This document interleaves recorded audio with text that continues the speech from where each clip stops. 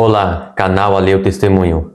O tema de hoje será justamente a continuação da série sobre o plano da salvação. Depois da vinheta.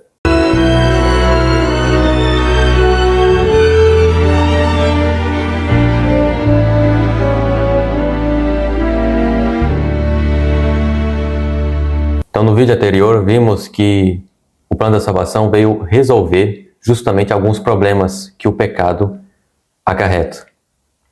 O primeiro problema é que o ser humano não se salva por si mesmo, ou seja, ele não consegue apagar os seus pecados.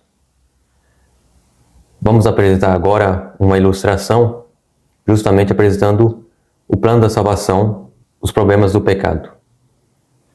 Então vemos que o homem, ao transgredir a lei, cometeu o pecado, e o pecado acarreta na morte eterna.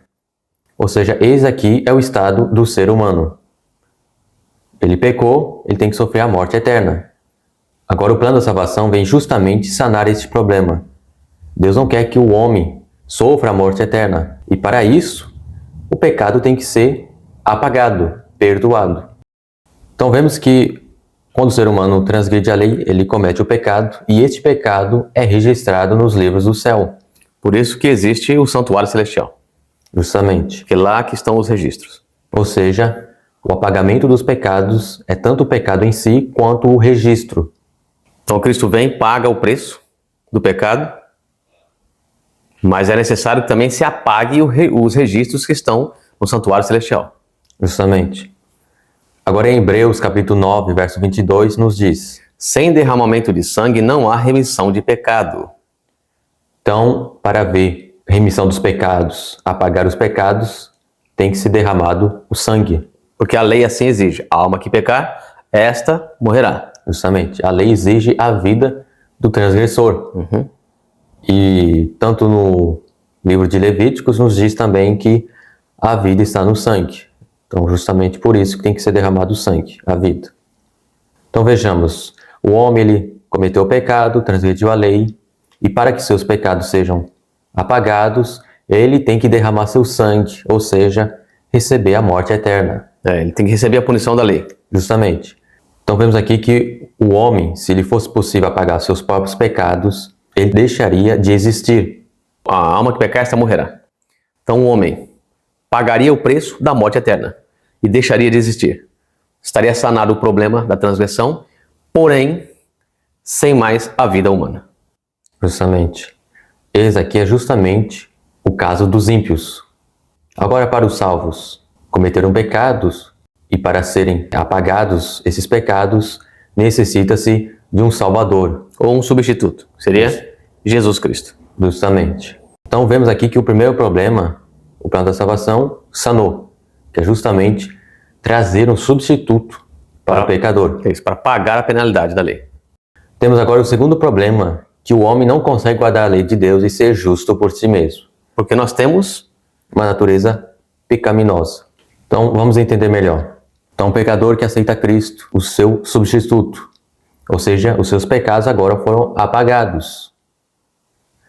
Só que devemos lembrar o segundo problema.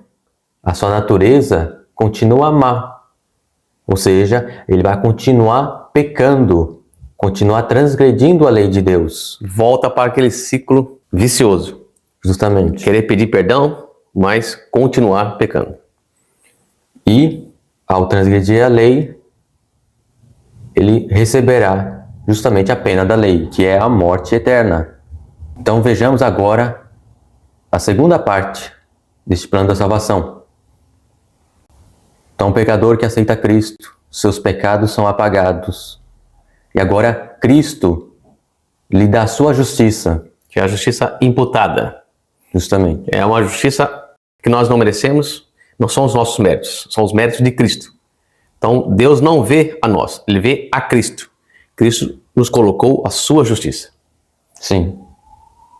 E agora a segunda fase, que é justamente que agora essa justiça de Cristo nos é comunicada. Que nós também chamamos de santificação, ou a justiça da lei. É a comunicação da justiça da lei em nós. Justamente. E isso, em Filipenses capítulo 2, verso 13, nos diz: Porque Deus é que opera em vós tanto o querer como o efetuar, segundo a sua boa vontade.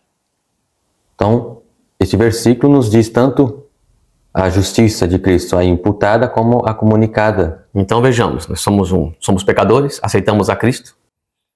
Cristo pagou por nós o preço do pecado. Agora ele nos dá a sua justiça, ele troca.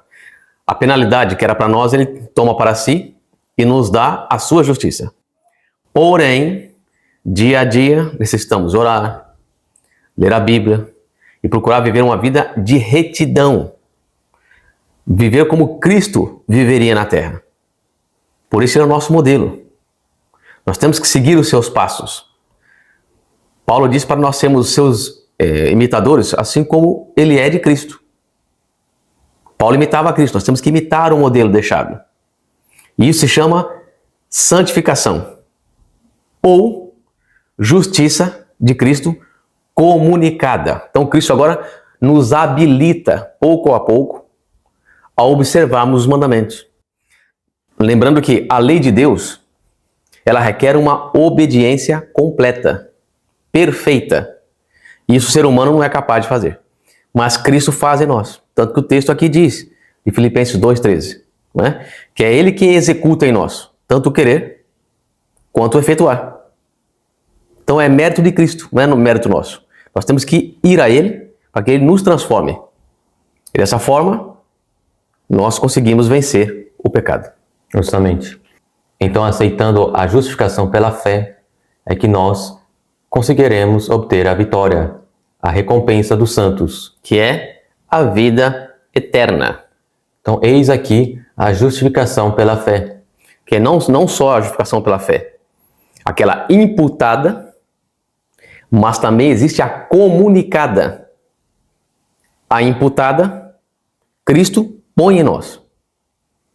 A comunicada, ele comunica a nós o seu caráter. Ou seja, a observância da lei. Então, esta é a verdadeira justificação pela fé. Então, aqui é o estudo. Nos aguardamos para o próximo, em dando continuidade a respeito da justificação pela fé ou do plano da salvação, onde falaremos um pouco mais sobre este assunto. Que Deus nos abençoe e até lá. Amém. Amém.